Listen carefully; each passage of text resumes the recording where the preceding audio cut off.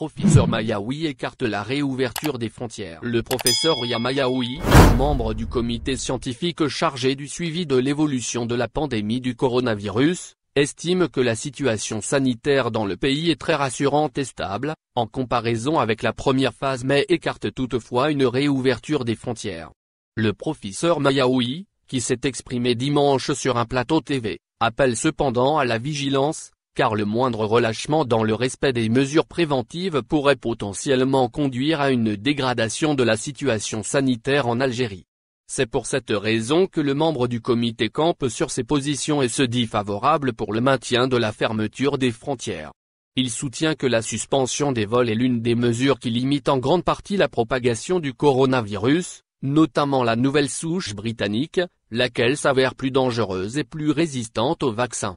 La réouverture des frontières n'est donc pas d'actualité, selon lui. Cette décision sera prise selon l'évolution de la situation épidémiologique en Algérie. L'interlocuteur évoque la question de l'adoption du passeport sanitaire qui, dit-il, est potentiellement envisageable. Sur un autre plan, Ria Mayaoui a révélé qu'il serait question d'allègement de certaines mesures, telles l'autorisation de la réouverture des salles des fêtes mais suivant un protocole sanitaire rigoureux, fait-il remarquer. Monsieur Mayaoui annonce que le comité scientifique va discuter de cette question mardi prochain, en espérant aboutir à une décision positive. S'agissant de la prière de Taraoui durant le mois de Ramadan prochain, l'intervenant indique que le comité scientifique a élaboré un protocole sanitaire spécifique. Néanmoins, il assure qu'un éventuel réaménagement des horaires de confinement relève des hautes autorités du pays.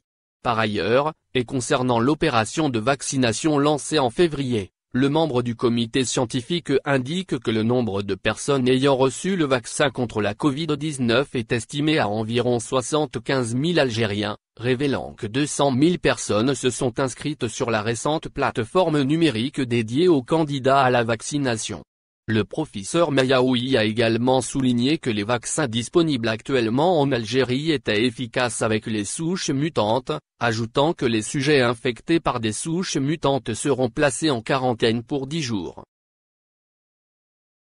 Merci de vous abonner à la chaîne et n'oubliez pas d'aimer la vidéo et cliquer sur la cloche pour recevoir toutes les nouvelles.